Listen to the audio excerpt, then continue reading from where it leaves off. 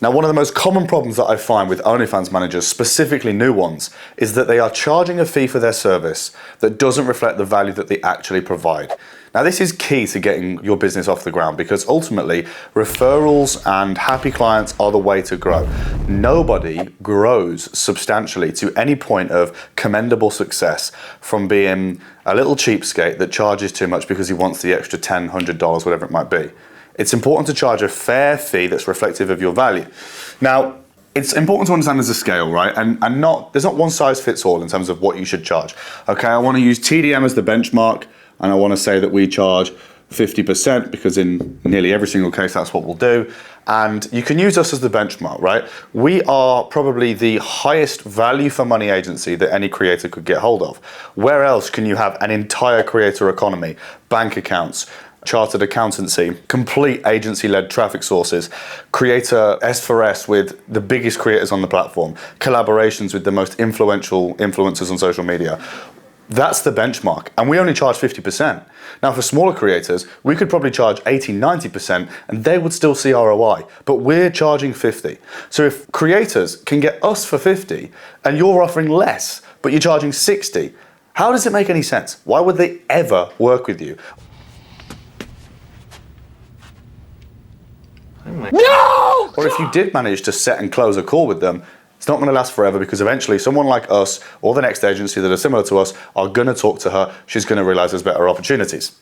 Now, the flip side would be right down the bottom here. I'm going to go with, say, 5%. Obviously, this is contextual completely, but I'm going to say that the other end of the scale is 5%, which is maybe what she would pay for a couple of VAs to just manage a little bit of chat and a little bit of social media posting support. Okay, somebody who helps her schedule something on Reddit, somebody who helps her reply to certain comments and stuff on Twitter, somebody who maybe makes a couple of Instagram posts, whatever it might be, and a chatter or two around the clock.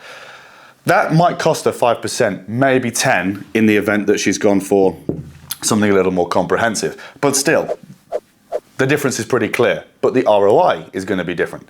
So what you've got to work out is, where do you sit on this scale? How much do you charge reflective to how much do you provide? And only you know the answer to that. But it's important to get right because the biggest mistake that you can make is by overpromising and under-delivering. Anybody who's done a creator call with any OnlyFans girl will know exactly what I'm talking about here, when the first thing they'll do to you is complain about other agencies. They're going to jump on the phone and say, well, my last agency, they said that they were going to do all of this stuff for me, but they didn't. They said they were going to run this, and they said that they can help me with that, and they said they're going to make me this much money, and they didn't. Over-promising and under-delivering. Most agencies will do it. So if you can be the one that doesn't, even if you say, look, I'm not going to tell you that you can do 100K because I don't know if you can right now. I haven't seen your work ethic. I don't know how people are engaging with you on the platform. I don't know what kind of people your typical look will attract yet, and therefore I don't know what the average LTV of that marketplace is. I don't know what kind of market share we can get, what the market cap of your niche is. I don't know what niche we're going to pick. If you're able to be that transparent in the onboarding call and say, look, I don't know where you sit in the marketplace, and therefore I don't know what you're going to be able to achieve, but all I know is we've got a lot of social proof. We do what we do very well.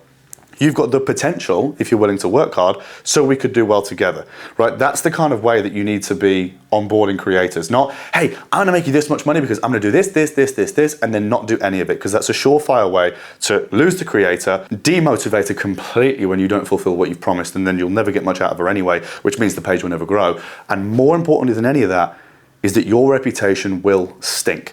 So when it comes to how much you're gonna charge your creators, consider where you sit in the marketplace. If you can hand on heart say, I'm a better agency than TDM, I will offer more value, which I would be incredibly surprised if you did, and we haven't yet met. But if that's how you feel, then charge more. Fine. If you feel like you can offer the same value as us, but just in a different way, maybe you're an expert with dating apps. That's quite powerful leverage as an agency owner, because you click your fingers and she has traffic. She wants traffic. Great, you've got leverage. Charge a little bit more, charge 50%. I think that's fair. But if you're just going to hire a couple of VAs yourself and do some chat, and you're going to get back to her in every 8 hours saying, hey, here's 3 TikToks to do, or hey, put this on your Instagram story.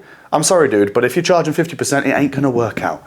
You need to bring yourself back, set a realistically fair percentage for the value that you provide to that creator, and that will hold you in better stead than getting greedy.